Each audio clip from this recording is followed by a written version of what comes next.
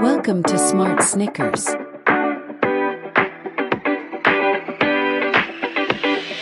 I've noticed that many of you are interested in cameras and analog photography.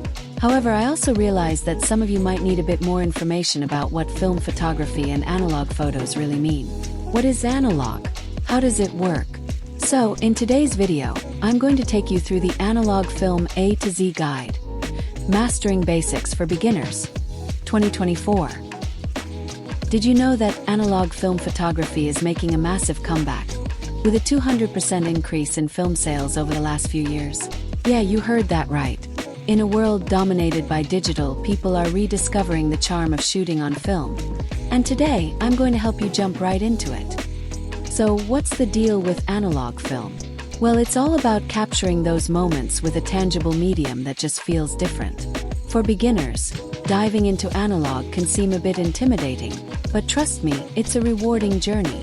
Whether you've got a dusty old camera lying around or you're thinking about investing in your first one, this guide will walk you through the basics of mastering analog film.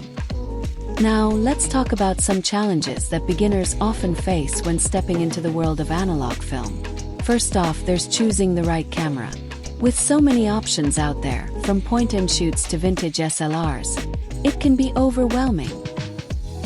Then, you've got to wrap your head around the different types of film available.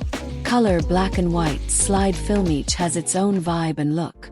Not to mention, understanding how to load the film properly can feel like a rite of passage.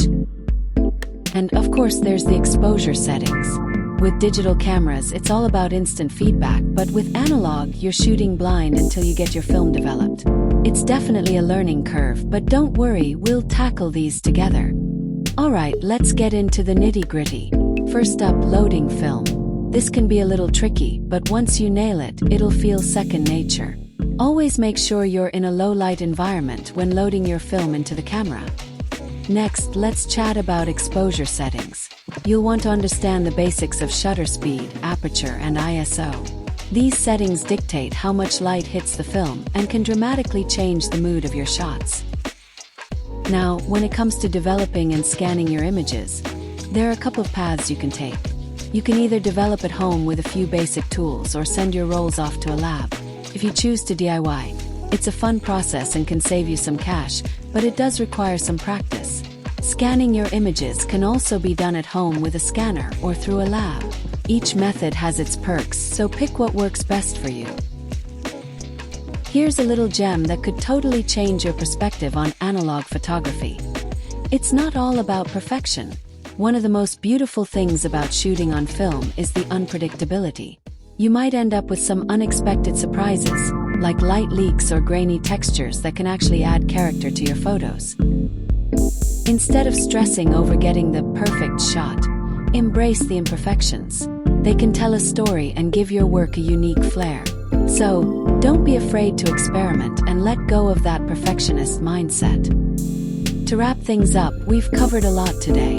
From choosing your camera and film to understanding exposure settings and the development process, each step is crucial in your journey of mastering analog film. Remember, it's all about practice and experimentation. Now, I want to hear from you. Have you tried shooting on film? What were your experiences like? Drop your stories and questions in the comments below. And hey, if you're interested in diving deeper into advanced techniques, be sure to check out my next video. Happy shooting and see you next time.